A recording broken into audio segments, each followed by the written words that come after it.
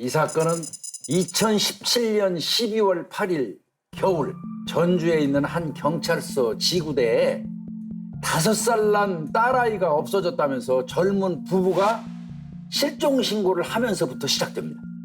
그런데 이게 좀 이상한 점이 있기는 합니다. 딸이 없어진 게 언제냐고 이제 물어보니까 11월 18일이라는 거예요. 신고한 시점에서 볼 때는 벌써 20일 이상이 지나 있었던 거죠. 그럼 한 3주 가까이 지난 건데 그렇죠. 그러면 너무 늦게 찾아온 거 아닌가요? 이건 너무 늦었죠? 그것도 한겨울에. 그렇죠. 그러면 왜 이렇게 신고를 늦게 하셨습니까? 이거 당연히 물어볼 질문이죠. 네. 그랬더니 그동안 딸이 사라져버린 걸 몰랐다? 이렇게 이야기를 했어요. 아니 딸이 20분도 아니고 20일 네. 동안 사라졌다는 걸 몰랐다는 게 이런 경우도 있나요, 교수님? 실종된 아이의 가족 관계도인데요. 지구대로 찾아온 두 사람은 사실은 부부가 아니라 사실혼 관계, 동거인 관계라고 보시면 되고요. 아이의 아빠가 고 씨예요. 당시에 아이는 동거녀 이 씨의 어머니인 김 씨. 그러니까 아이 입장에서 보면은 의붓 외할머니가 되겠죠. 김 씨 집에서 이제 기거하고 있었다고 한 거죠. 그런데 아이가 사라졌다는 11월 18일에 이 고 씨하고 이 씨 두 사람이 좀 심하게 다퉜다고 그래요. 그래서 이제 이 씨가 자기 어머니 김 씨한테 엄마 나 도저히 이 사람하고 못 살겠어. 고 씨하고 못 살겠어. 나 좀 데리러 와줘. 이렇게 얘기를 했다는 거예요. 네. 그래서 본인은 딸 이 씨를 만나러 갔다. 그런데 갔다 와 보니까 집에 아이가 없더라. 이렇게 얘기를 한 겁니다. 아이가 없어지면 바로 찾아야 되는 그쵸? 게 아닌가요? 네. 예, 이것도 또 역시 이유가 있었어요. 두 사람 입장에서는 아이 아빠가 화가 나가지고 아이를 그냥 먼저 데리고 가고 자기들한테 연락이 없으니까 그냥 데리고 있는 것으로 생각을 했다. 나중에 아이 아빠도 고 씨도 뒤늦게 아이가 없어졌다는 걸 인지했다. 그러니까 서로 상대가 아이를 데리고 있는 줄로 알고 네. 있었다가 그렇죠. 이제서야 아이가 실종됐다는 걸 알게 된 거네요. 게다가 이 아버지 고 씨는 실종 신고하면서 나는 딸 없이는 못 산다. 딸 내 없이. 딸을 꼭 찾아달라고 그러면서 뭐 울면서 쓰러지기까지 했으니까 아빠 고 씨가 신고 후에 아이를 찾으러 막 돌아다니면서 이렇게 묻고 뭐 이런 게 CCTV에 포착이 된 거예요. 그러니까 이게 뭐 절절한 아빠의 마음 아닌가 뭐 이렇게 생각할 수도 있는 거죠. 뭐 돌아다니면서 아이가 혹시 아이를 못 보았는지 뭐 이렇게 묻고 다니고 있었던 거죠. 정말 털썩 주저앉아서 네, 슬퍼하고 정말, 있는 네. 모습이네요. 직접 경찰이 이제 진술을 받으려고 그러니까 영판 다른 거예요. 진이의 외모나 특징에 대해서는 뭐 아주 무미건조하게 단답형으로 툭툭 대답하고 심지어 수색 상황이라든지 평소에 아이의 생활 뭐 태도 이런 거 별로 관심이 없었다고 그래요. 근데 아까 아버지께서 실종 신고하고 나서 열심히 직접 발로 뛰면서 주변에 탐문도 하고 그랬던 걸 생각하면 좀 의외인데요. 거기에다가 다른 가족들의 또 어떤 그 진술 태도 이걸 보면은 좀 또 수상해요. 그 동거녀 이 씨 같은 경우는 경찰 조사할 때 진이가 실종되던 날 본인의 행적은 굉장히 길게 자세히 묘사를 해요. 그런데 진이가 없어진 날이 언제인지 정확히 네. 그 시점이라든지 어떤 경위로 애가 뭐 사라졌는지 이런 거에 대해서는 그냥 툭툭 단답형으로 얘기하고 그러니까 경찰관들이 느낄 때는 나는 관계없다. 난 뭐 이런 거 뭐 관심 없다. 이런 모습이었고요. 또 이제 이 씨의 어머님 이제 의붓 외할머니라고 네. 김 씨. 네. 이 김 씨 같은 경우는 걔를 데리고 있으면 아유 창피하고 주변에 말도 못해요. 이건 은근히 그 없어진 아이를 외할머니가 흉보는 거예요. 이건 상식적이지가 않아요.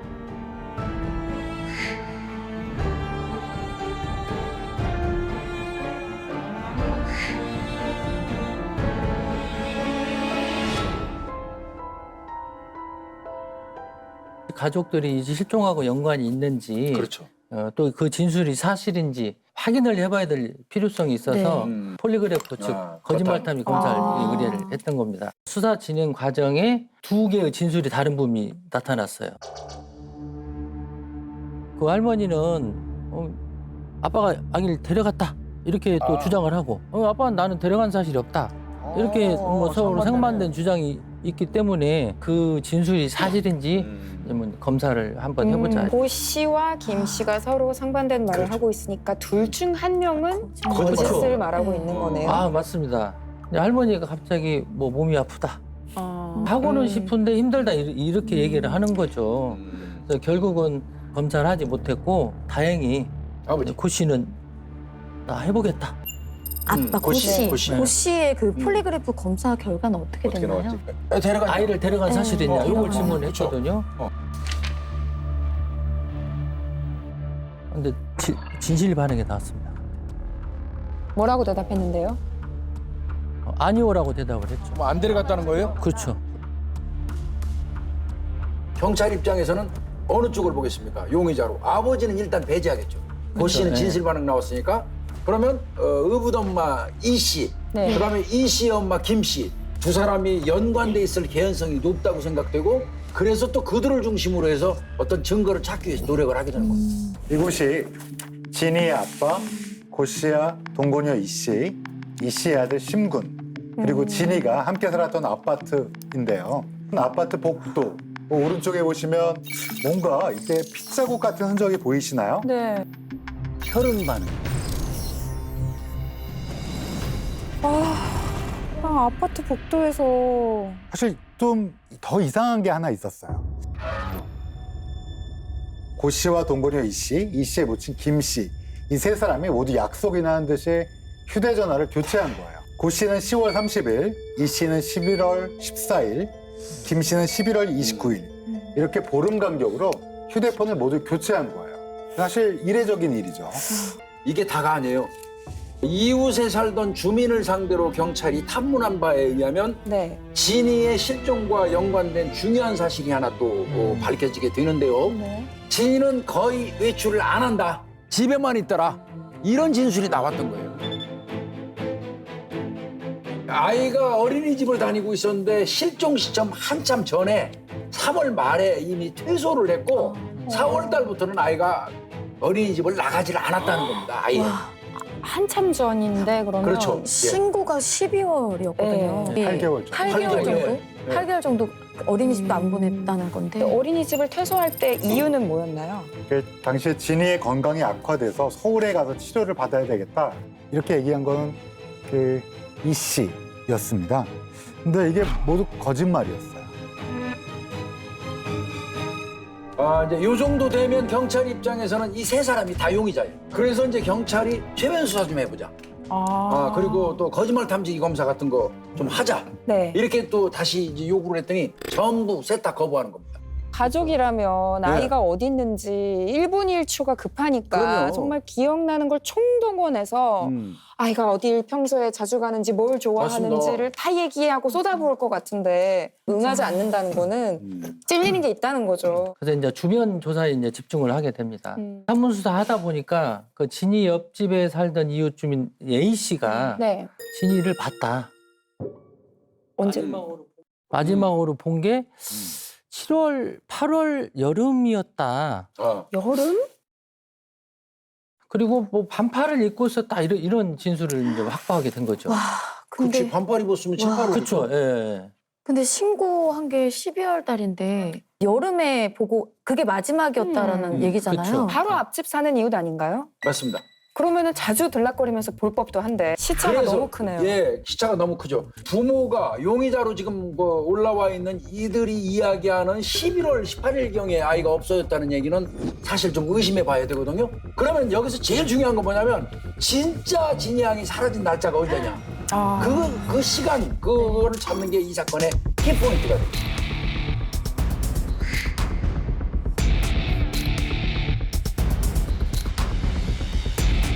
그래서 이제 이분의 진술이 굉장히 중요한 단서가 될 수 있으니까 당일의 기억을 되살리기 위해서 최면 수사 기법을 시도하게 됩니다.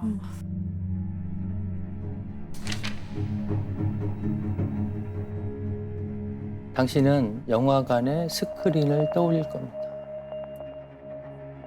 마지막으로 본 그 장면이 무엇인가요? 월세를 내는 날이었어요. 25일. 오후 7시쯤이었어요. 집에서 빨래를 널고 있었는데 앞집 아이들 우는 소리가 창문 밖에서 났어요. 앞집 아이들 누군가요? 그 집 아들이랑 진이요. 애들 엄마라 아들이 걸어오고 그 뒤로 진이가 자기 아빠 왼손을 잡고 아파트 안으로 들어갔어요. 자, 지금 진이의 모습을 한 번 더 자세히 떠올려 봅니다. 단발머리에 분홍 바지를 입었어요. 아, 그리고 분홍 머리끈, 방울이 달린 분홍 머리끈을 하고 있어요. 굉장히 중요한 단서를 제공했습니다. 진이를 마지막으로 봤던 날짜가 애초엔 한 6월, 7월 여름이라고 들었었는데 4월 25일로 밝혀졌어요. 그렇죠. 네, 적어도 4월 25일까지는 진이 양이 실종되지 않은 게 확실하니까요. 그날 이후부터 그 다음에 실종 신고한 날까지의 사이에 네. 그 가족들, 용의자로 지금 추정되는 가족들의 동선을 이제 파악하면 되는 거예요.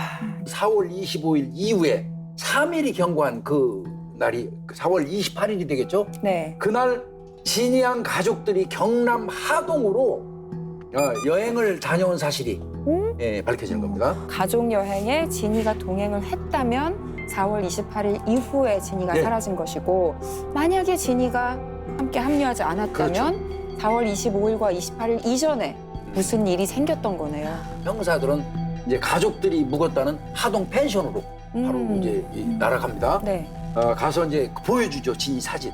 근데 펜션 업주분이 지금 이걸 날 보면서 기억하라고 그러냐, 나 모르겠다. 기억을 하지 못하게 돼서 법최면 수사를 진행하게 됩니다.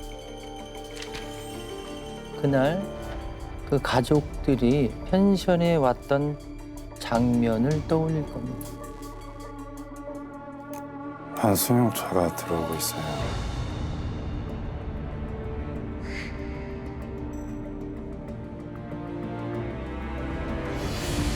그 차에 지금 누가 있나요?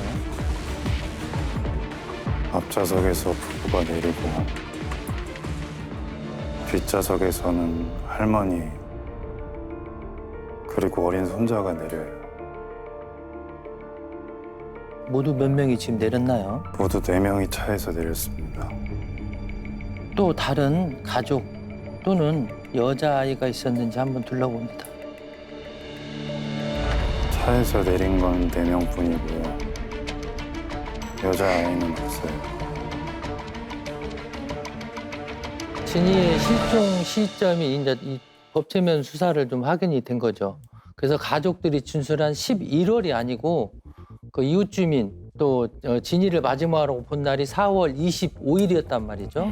그날 저녁부터 이들 가족이 펜션에 도착한 즉 28일 오전 그 사이이다는 걸 이제 우리 경찰이 이제 수사를 통해서 밝혀내게 된 겁니다.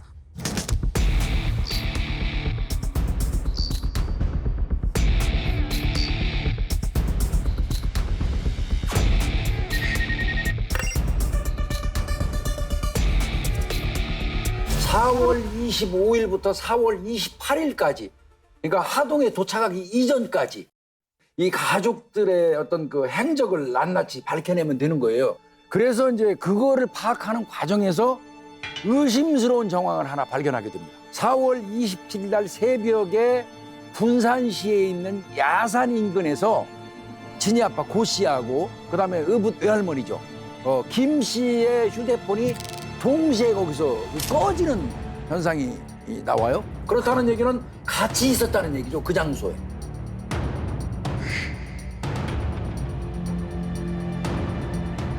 여기에 덧붙여 입증할 수 있는 사실 하나 밝혀졌는데요. 같이 살던 아파트에서 바닥에 맞아요. 혈흔이 있었다. 네. 네. 네, 거기서 이제 유전자 DNA 검사를 실시했는데요. 거기서 감식 결과 진이 그리고 고 씨, 동건효 이 씨까지 세 사람의 DNA가 모두 검출되었습니다. 세 사람의 DNA가 모두요. 그렇습니다. 진이 아빠 고 씨를 상대로 해서 이런 내용들 있잖아요. 네. 이걸 전체 얘기를 해줘요.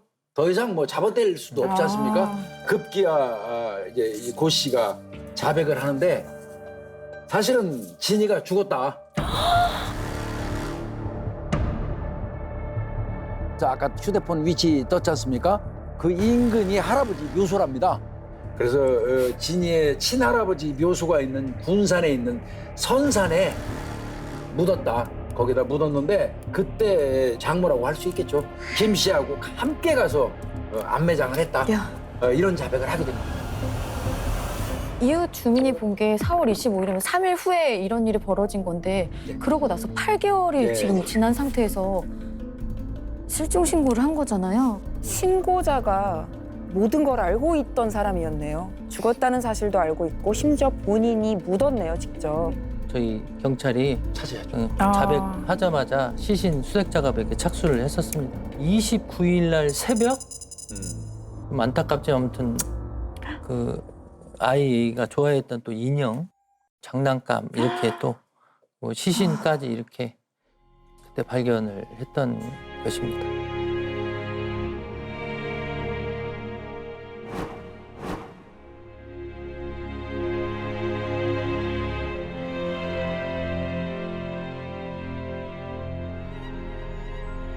지금 영상을 보니까 그 흔적이 사이즈가 정말 딱 아이, 맞습니다. 작은 아이 그쵸. 한 명 묻혀 있을 정도의 굉장히 작은 크기예요.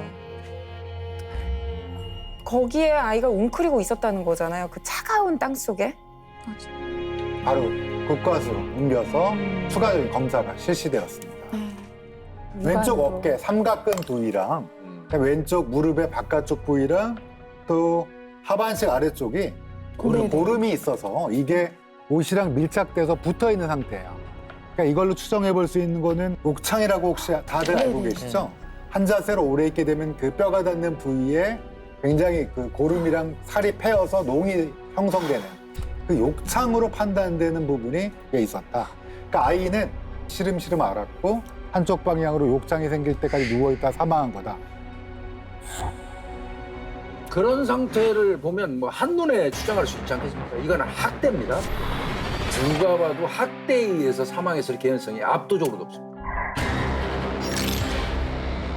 보시면 왼쪽에 두 군데에 골절이 있었고요. 9번, 10번에 골절이 있었고요.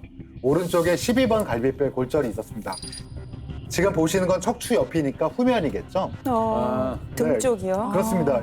이런 데 골절이 생기게 되면 아마 분명히 폐를 찔렀을 거고요. 폐에서 출혈이 나오고 호흡곤란이 발생하고 사망에 이를 정도로 중증 손상이 발생했을 거라고 보이고요. 이거는 강력하게 물리적 외력이란 말을 쓰는데요. 쉽게 설명하자면 주먹이나 발로 때린 게 아닌가 뭐 이런 생각이 듭니다. 각종 증거에 의해서 자꾸 드러나고 있거든요. 그래서 이때 이제 그 이 씨가 본인의 살 길을 선택합니다. 사실은 진이가 숨지기 며칠 전에 아이 아빠가 진이를 발로 차고 여러 번 밟았다. 이렇게 털어놨습니다. 정말 껴지지가 지금 않는데. 친아빠가 자식을 상대로 이렇게 이런 나쁜 짓을 이렇게 저질렀다.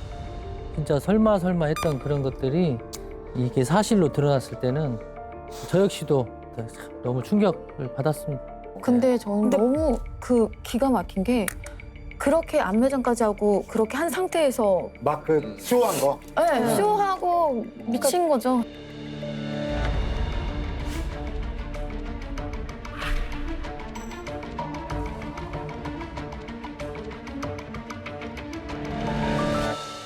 남편 고 씨도 비로소 진이를 때린 적이 있다. 이렇게 진이의 폭행 사실을 일부 인정했습니다. 때리기는 했는데 죽이진 않았다는 거예요. 그때 정말 아주 말이 돼요? 어이없는 주장을 하는 거죠. 정말 저도 이거 화가 나는데 진짜 화나. 때리긴 했어도 죽이진 않았다. 뭐 이렇게 얘기를 하는 겁니다. 현장 검증했거든요. 아주 태연히 재현해요. 본인이 발로 밟은 거에서부터 다 재현하고 안매장하는 것까지 다 재현해놓고 고 씨는 현장에서 딸을 때리긴 했어도 죽이진 않았다고 주장해서 현장을 지켜본 주민들로부터 비난을 샀습니다. 특히 발목을 여러 차례 밟아 고양이 기어다닐 지경이 됐는데도 폭행은 계속된 걸로 경찰은 보고 있습니다. 실종 당일의 행적을 수상하게 여긴 경찰의 수사에 벌미가 잡혔습니다.